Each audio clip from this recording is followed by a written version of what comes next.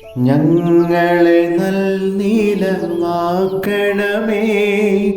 നാഥ, നിൻ കൃപയാൽ തിരുവചനത്തിൻ വിത്തുകളാത്മാവിൽ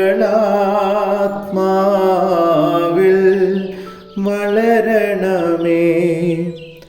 അമ്മയുടെ ജീവിതം മധുരമായത് ദൈവത്തിന് വളരാൻ തൻ്റെ ഹൃദയനിലത്തെ ഒരുക്കിയതിനാലാണ്.